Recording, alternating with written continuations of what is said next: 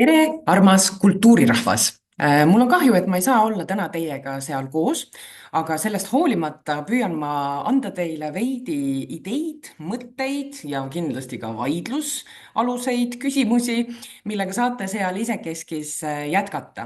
Mina olen Maria Murumaa-Mengel ja ma töötan Tartu Ülikoolis meediauuringute kaasprofessorina ning täna räägin teile sellest, kui kohutav võib vahetevahel maailm tunduda ning mida me saame teha iseenda ja teiste kaitsmiseks ja toetamiseks, et see kõik ei tunduks nii kohutav.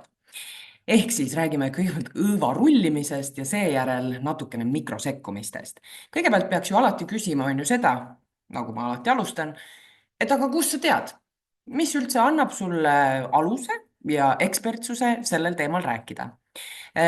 Sellest teemast oskan ma teile rääkida natukene rohkem sellepärast, et ma olen seda teaduslikus mõttes uurinud ja me oleme uurinud igasuguseid sotsiaalmeedia ja digikeskkondade sekkumise, parandamise, olukorra leevendamise võimalusi päris mitmel erineval moel ja erinevate nurkade alt. Näiteks oleme me uurinud digiaktivismi ilminguid, oleme uurinud sotsiaalmeedia ja vaimse tervise seoseid ning eriti oluline on kahtlemata see, et me oleme katsetanud koos oma tudengitega läbi erinevaid mikrosekkumisi just nimelt digikeskkondades ja sotsiaalmeedias ja selle põhjal saan ma teile täna natukene lähemalt sellest kõigest ka rääkida.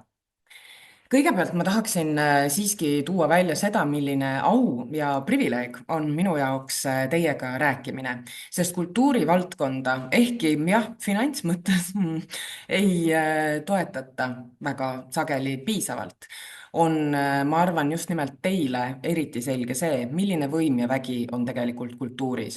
Ja eriti sellisel ajal, kus on kriis kriisis kinni, ühel ajal pead sa tegelema, ma ei tea, sõja, teise sõja, nälja, katku, mille kõigega veel. Et sellisel hetkel on kahtlemata kultuur see, mis saab meid ühendada ja kultuurirahvas, see, kelle järgi joondutakse väga sageli. Seega ma väga tänan selle võimaluse eest teiega rääkida. Defineerime, nagu ikka, alustame sellest, et vaatame üle, mis on need kesksed terminid. Ma panin oma pealkirja selle õõva rullimise sõna, sest et minu jaoks see maitseb hästi. Õõva rullimise inglisekeelne vaste on doom scrolling ja sellele otsiti juba mitu aastat head eestikeelset vastet ja siin on päris mitu erinevat on kasutusel ka, aga õõva rullimine on kuidagi nii eesti sõna või vähemalt see tundub selline mõnus meie moodi sõna. Nii et olgu siis väga koledal fenomenil vähemalt tore mõiste või selline mõnus sõna meie enda kultuuri jaoks. Aga üldiselt siis õõva rullimise all peetakse silmas seda, kui me jääme kinni erinevatesse eelkõige veebi, digiplatvormide ja sotsiaalmeedia kaudu meieni jõudvatesse infokillukestesse, mille peamine sisu on negatiivne, hirmutav, õudne. Ja eriti aktuaalseks muutus see teema globaalse pandeemia ajal, mil ka need, kes olid enne väga tagasihoidlikud sotsiaalmeedia kasutajad ja jälgisid väga oma meediamustreid, leidsid ennast nii mõnigi kord öösel kell 3 kuskil Twitteris tollel ajal või mõnes muus uudisteportaalis näiteks ringi rullimas, otsides iga infokillukest, mis reeglina ei olnud väga kaunis infokild. 2022 aasta veebruaris tunnevad ka väga paljud selle mustri oma meedias ära, ehk siis me oleme just nagu pidevalt pisikeste infokillukeste võimuses, juhitud, näljas ja ehkki me tunneme, et see ei mõjuta meie vaimset tervist just positiivses suunas, teeme me seda ikkagi edasi. Seega, õõva rullimine. Ja siinjuures on oluline meenutada seda muidugi, et ehkki see saab olema selline veidi doom and gloom ettekanne, on sotsiaalmeedias tohutult palju fantastiliselt ägedat, sest et sotsiaalmeedia potentsiaal on enneolematu, see ühendab globaalselt, see võimaldab meil kiiresti infot saada ja jagada, see võimaldab meil mängida ja lõbutseda ja see muudab meid nii palju targemaks igasugustes kummalistes valdkondades, millega meil muidu ei olnud kokkupuudetki. Sellel on potentsiaal muuta meid empaatilisemaks, näidata meile teiste inimeste perspektiive, lasta meil just nagu kogeda teiste inimeste maailma. Nii et see, need kõik asjad on seal olemas. aga viimasel ajal eriti tundub, et see rõõm ja kasulikkus on taandumas kõikide nende riskide ja sellise nagu düsfunktsionaalsuse ees, taga, no igatahes, et läheb nagu järjest hullemaks. ja tõepoolest nüüd üks viimane aktuaalne kaasus ka teile siia tuua, Chris Kärneri skandaal, kus siis poliitik, kes on eelnevalt olnud pikaaegne sisulooja, on leidnud ennast uuest rollist, millega kaasnevad ka uued ootused, kuid jätkab siiski sotsiaalmeedia loogika järgi tegutsemist. ja vist paljudele ka veidi nagu ehmatusena tuli see, kui suure vihalaine ja polariseerumise suutis see noor 29-aastane poliitik kaasa tuua. et ta ütleb välja asju, mis tegelikult internetis ei tohiks kedagi üllatada, et tere tulemast internetti. Veebiplatvormide selline üldine suhtluskultuur ongi tige, piire kompav, selline noh, tõeliselt tume, et me ei võta asju tõsiselt, see on niisugune nihilistlik trollimismentaliteet, nagu see on olnud digikommunikatsiooni üks selline keskne nagu tunnus. Tänaseks on aga kõik see kuidagi segunenud, sest et me ei saa enam aru, mis hetkel teevad inimesed nalja ja mis hetkel nad räägivad tõsiselt, kui palju neid hääli üldse on, kas see on väike vali vähemus või arvabki 90% eestlastest niimoodi. ja veel keerulisemaks muudab olukorra fakt, et Eesti kohtusüsteemi, Eesti seaduste järgi ei ole võimalik sotsiaalmeediat käsitleda avaliku ruumina, ehkki tal on tegelikult olemas kõik avaliku ruumi tunnused ja see muudab ka kõikvõimalikud piirangud, reguleerimise väga-väga-väga keeruliseks. See oli nüüd siis just eelmise aasta lõpust siis üks kohtukaasus, mis siiamaani laineid lööb ja kindlasti õigusteadlaste seas ka palju arutelusid, et kuidas oleks siis võimalik seda seadust ümber kirjutada mõistlikumaks. Jama on ka selles, et niipea kui me midagi reguleerime, midagi ära keelame, sanktsioneerime, karistame, siis hakkavad inimesed, kes tahavad ikka edasi sellisel viisil käituda, hakkavad leiutama uusi viise. ja üks põnev interneti kommunikatsiooni selline noh, nagu praktika on sotsiaalne steganograafia. sellel on palju muidki nimesid, et neid on viidatud voldemortimiseks või siis varjatud tähendusteks või topelträäkimiseks, paralleelkirjaoskusteks, nagu neid termineid on hästi palju. aga me räägime põhimõtteliselt siis lihtsalt öeldult sõnumite tähenduse peitmisest. me elame avalikes struktuurides, mis tähendab seda, et kui ma tahan salajuttu rääkida või niimoodi rääkida, et nagu kõik ei saa sellest ühtemoodi aru, siis ma pean mõtlema välja sellise topeltkeele.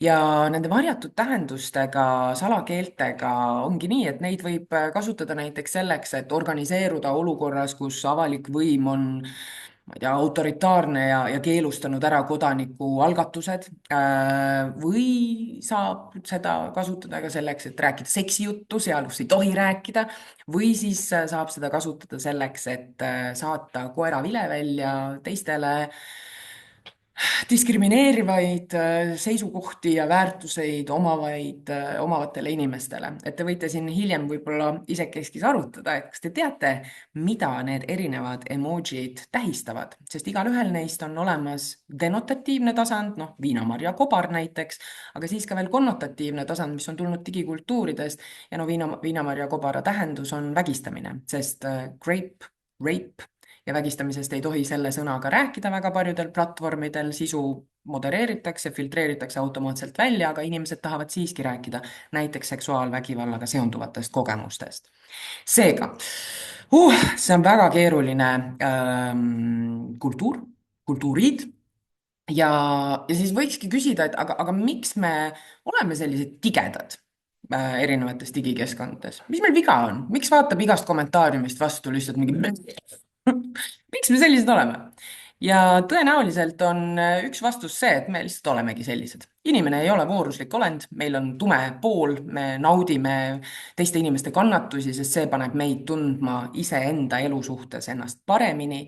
me me ei ole vooruslikud olendid. Ja siia lugemissoovitus ka kõigile. Üks nendest, The Science of Evil, on pigem sotsioloogiline vaade grupikäitumisest, et kuidas on võimalik, et läbi ajaloo on inimesed üksteisele teinud täiesti kohutavaid asju. Ja teine neist räägib siis pigem nagu mikrotasandil inimesest, inimese ajust, meie sisemisest käivitavatest mehhanismidest, siis nagu psühholoogia poolt tumedast triaadist, iseloomuomadustest.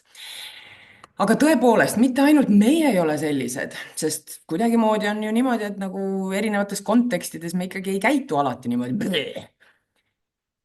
Sotsiaalmeedia ja tegelikult ekraanide poolt vahendatud meedia üldisemalt. See on düsfunktsionaalne selles mõttes, et tänaseks päevaks need keskkonnad on väga selgelt väljendanud seda, et neid ei huvita. See, kuidas läheb meil kollektiivselt, see, et indiviid ei saaks kahju, see, et tõde oleks väärtus ja see, et kõigil võiks olla elus õigus õnnele ja heaolule. Pigem on tänased platvormid oma tegevuselt läinud ikkagi väga sellisesse kapitalistlikku, noh, teeme seda, mis raha sisse toob. Ja platvormide jaoks on kõige paremad tunded, kõige kasulikumad tunded, kõige rohkem kasumit toovad tunded on viha, raev, hirm, põlgus, kõik need sellised tugevad negatiivsed tunded, sest need hoiavad meid nende platvormidel kauem. See on düsfunktsionaalne süsteem, sotsiotehniline süsteem. Ja see selgitab ka seda, miks on tänased, ma ei tea, kõige paremini teenivad kuulsused väga sageli inimesed, kelle sisus ei ole tõde, faktipõhisust, ei ole heatahtlikkust ja ei ole vahetevahel ka, ma ei tea, noh, nagu eriti midagi väärtuslikku, on ainult raev, raevu peibutamine ja täiesti noh, uskumatud valed. Sest süsteem toetab seda.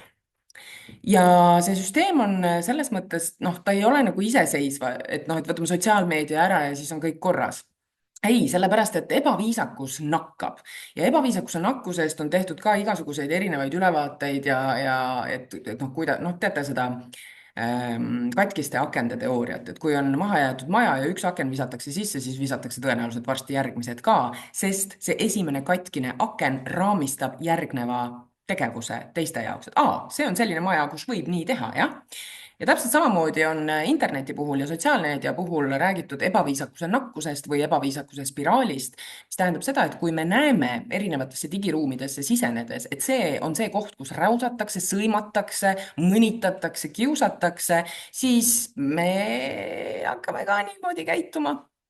Mitte kõik, aga väga suur osa meist, sest see annab meile raami, see annab sotsiaalse normi, kuidas siin käitutakse, see annab meile skripti teatud mõttes, mistõttu näiteks ka meie meediaväljaannete sotsiaalmeedia kommentaariumid on üsnagi kaotatud ruum, sest me ei jõua olla seal, et olla esimeste kommentaaridega tsiviliseeritud, viisakad, argumenteeritud, vaid reeglina jõuavad kohale ikkagi need inimesed, kes räuskavad.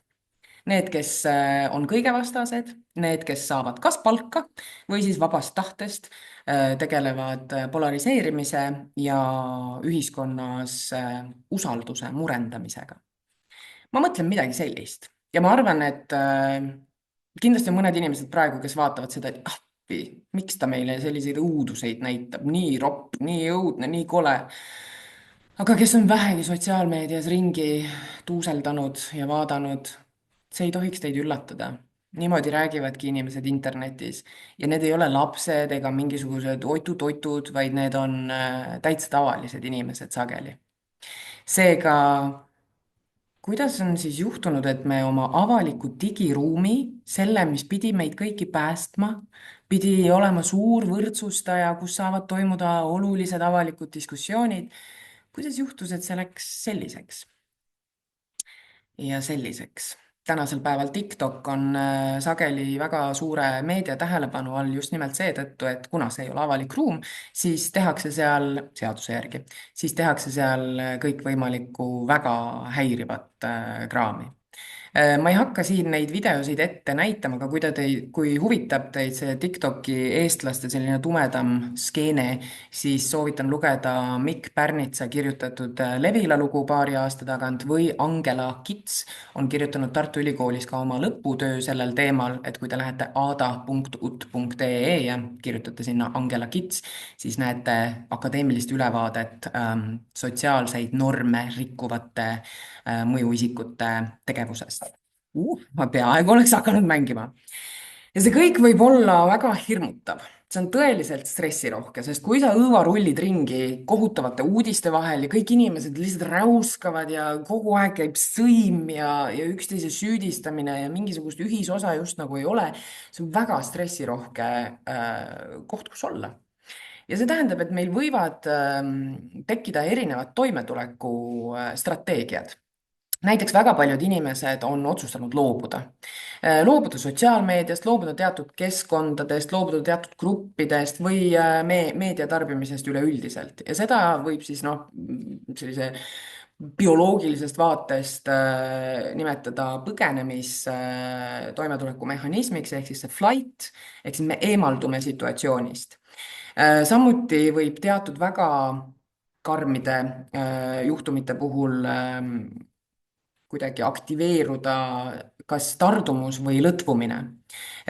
Ja need freeze ja flop on siis sellised vasted stressiolukordadele, kus me just nagu kiilume kinni. Ja mitte ainult lihtsalt, et ma tajun, et ma kiilun kinni, vaid reaalselt meie keha funktsioonid ka kiiluvad kinni. Et kas me siis nagu oleme paralüüsis ja väga niimoodi täiesti pinges või me lihtsalt lõtvume ja laseme kõigel juhtuda. Kahtlemata ei ole need vasted ainult internetis, vaid kõikvõimalikele traumaatilistele kogemustele võivad olla sellised täiesti automaatsed nagu siis vastused. On räägitud ka sellest, et tegelikult neid F-e on rohkem ja võib-olla on seal ikkagi see friend, phone ja hook ka, aga nende üle, nagu ma olen aru saanud, siis psühholoogid ja kliinilise psühholoogia ja biopsühholoogia inimesed nagu vaidlevad, et kas need ikka on päriselt eraldiseisvad strateegiad. Aga täna ma tahan teiega rääkida natukene rohkem võitlemise strateegiast, ehk siis sellest fight vastest. Kui ma olen ohuga silmitsi, traumaga, potentsiaalse eluohtliku olukorraga või konstantse kriisiga, siis ma mitte ei anna alla, vaid ma lähen nagu sellisesse hüperaktiivsesse võitlusvormi, muutun tugevamaks, adrenaliin möllab ja minus tekib teatud mõttes selline kiire probleemi lahenduse võime. Ja nendele vastetele on võimalik üles ehitada päris mitmeid erinevaid strateegiaid. Esimene on see, et võib-olla me peaksime kõik hakkama järjest rohkem tegelema kodaniku julguse erinevate väljendustega, ehk siis sekkuma seal, kus me näeme, et asjad ei ole õigesti. Keegi ei käitu adekvaatselt või õiglaselt teistega ja mitte lihtsalt silmi rullima videot tegema kiiresti ja pärast sotsiaalmeedias jagama seda, vaid kohe sekkuma. Sealsamas, kus need interaktsioonid toimuvad. See on ka tänase meediahariduse ja meedia ja infopädevuste arendamise üks selline alustala, mis ei ole seal alati olnud, aga järjest enam räägitaksegi sellest, et meil on tarvis toimevõimel, agentsusel, sellele, et ma tunnen, et ma saan midagi teha, baseeruvaid meediapädevusi. Ja üks variant on nagu võtta väga palju ressurssi nõudvad sekkumised, mida kultuurirahvas on ka teinud edukalt ja sageli seda nähaksegi nagu kultuuri, ma ei taha öelda eliit, aga hea küll, kultuuri eestkõnelejate ühe rollina on kõikvõimalikul moel sõna võtmine.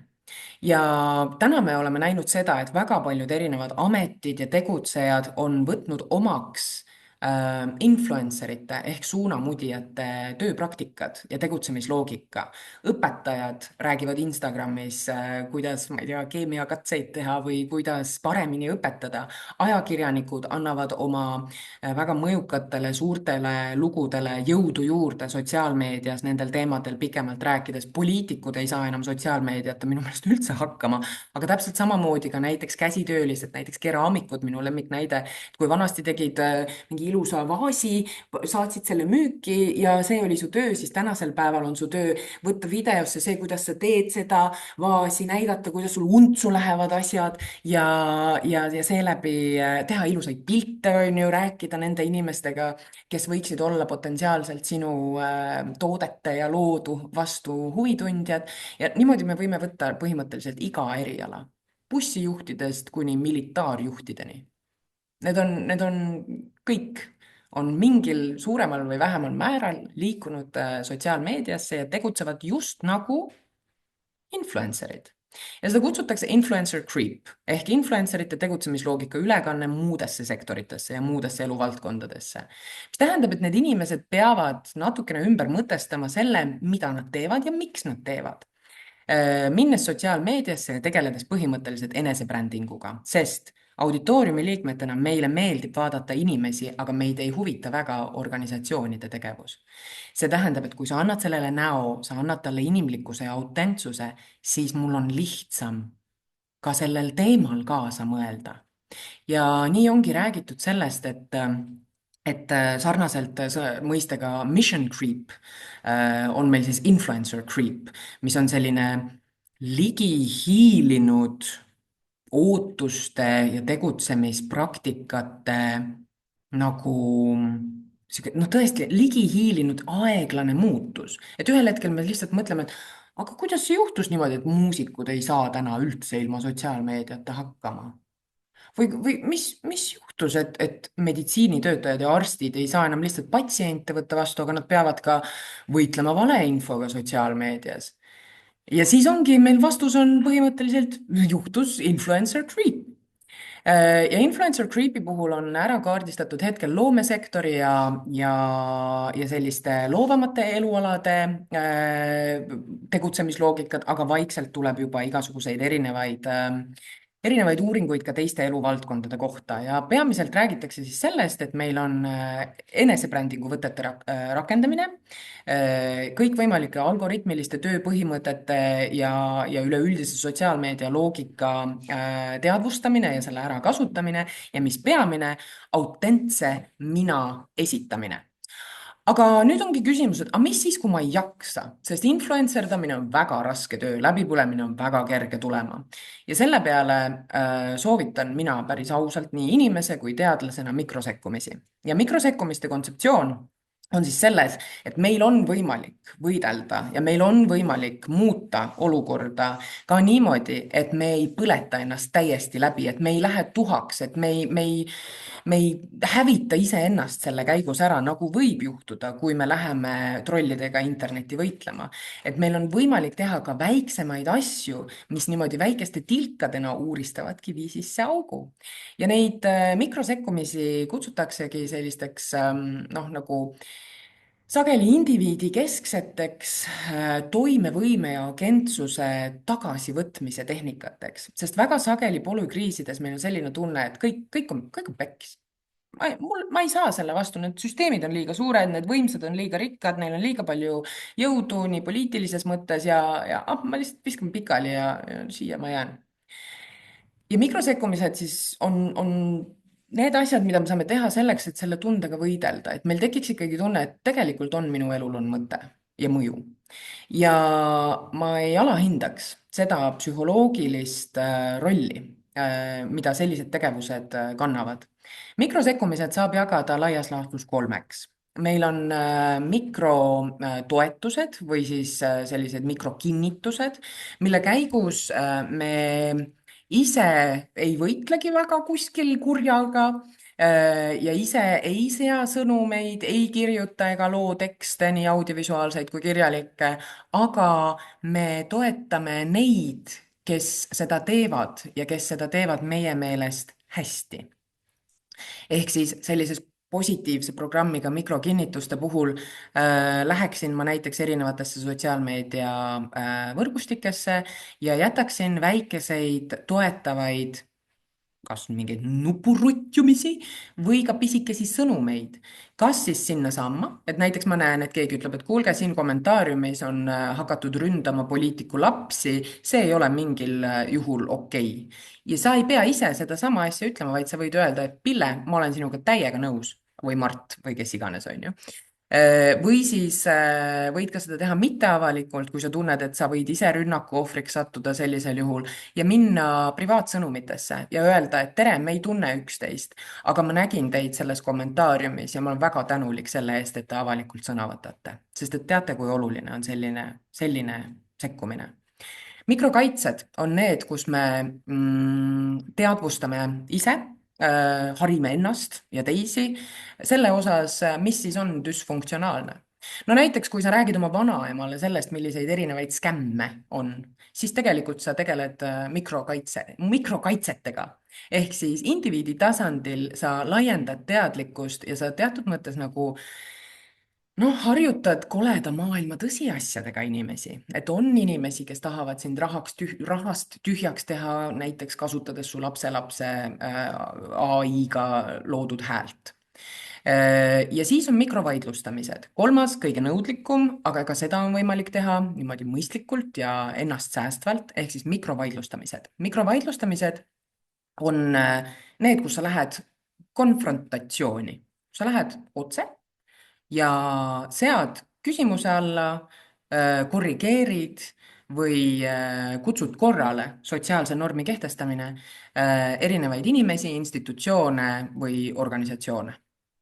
Ja neid on muidugi kõige raskem teha. Kui te tahate sellest kõigest rohkem lugeda, siis siin on viide ühele teadusartiklile, kuidas me tudengitega koos katsetasime neid erinevaid meetodeid ja mis sellest kõigest sai. Aga siin on ka üks näide sellest, kuidas me kõik indiviididena saame midagi ära teha. Ehk siis juhime tähelepanu näiteks sellele, kui keegi, kes külvab viha, hirmu ja polariseerimist, on tegelikult kahtlase taustaga. No näiteks ühes väga hästi ajakirjanduslikult tehtud loos oli üks mingisugune eriti vihane kommentaator, seal oli Mewhunt ja Mewhunti profiilile vaadates oli väga selge, et inimene tõenäoliselt kas saab palka Vene Föderatsiooni käest või siis on lihtsalt kasulik idioot. Ehk siis kõik tema poolt jagatud info oli väga selgelt Vene propaganda. Ja sellele oli võimalik tähelepanu juhtida, et lugupeetud inimesed, kes siin meiega koos toimetavad, juhin tähelepanu, et minu hunt ei pruugi seista Eesti huvide eest, vaadates tema profiilile. Ehk siis meil on võimalik juhtida tähelepanu sellele, mida me näeme. Paljudel ei ole jaksu, tahtmist ega ka ütleme, muid põhjuseid midagi sellist teha, aga me ei tohiks ära unustada seda, et esiteks me ei kaotaks viisakust, inimlikkust ja empaatiat, et sa ei muutu selleks, mille või kellega sa võitled. Ja teiseks mõelda läbi, kellele sa tegelikult räägid. Kui ma vaidlen kommentaarides, kas ma päriselt vaidlen selle Mewhunti või kellega iganes, on ju? Ei. Mind ei, kui see on väga selgelt, ma ei tea, vahetevahel ka radikaliseerunud inimene või bot või troll või kes iganes, siis ma tegelikult ju ei vaidle temaga. Ma ei muuda tema meelt, see ei ole minu eesmärk. Ma vaidlen nende nimel, kes on vaikides seda kõike vaatamas, sest sotsiaalmeediasse tullakse erinevate teemade kohta lugema kommentaare sellepärast, et inimesed ei tea, kuidas ma peaksin mõtlema selle asja kohta. Mis need tuugenid ikka on, et kuidas ma peaksin nendesse tuugenitesse suhtuma? Või kas see valitsuse otsus oli nagu hea või kas me oleme praegu ikkagi nagu õigel teel mingisuguste aruteludega? Ja kui nendest aruteluruumidest digisfääris vaatab vastu ainult kõik on värd ja ära usalda kedagi, siis selle järgi luuakse oma arusaam maailmast. Seal peab olema teistsuguseid hääli veel. Ehkki see vahetevahel tundub nagu tuugenitega võitlemine. Ehkki see tundub vahetevahel tõesti, et nagu terve ookean viha on sinu vastu. Aga sellest hoolimata meie enda personaalse vaimse tervise nimel väiksed teod, paneme seljad kokku. Aitäh teile! Ma loodan, et teil on hästi tore üritus, et te vaatate enda ümber toimuvat kriitilise, heatahtliku pilguga ja et me kohtume kas sotsiaalmeedias, sest influencer creep on ka teadlaste praktikatesse jõudnud, või näeme kusagil mõnes toredas füüsilises ruumis asuvas kohas. aitäh teile!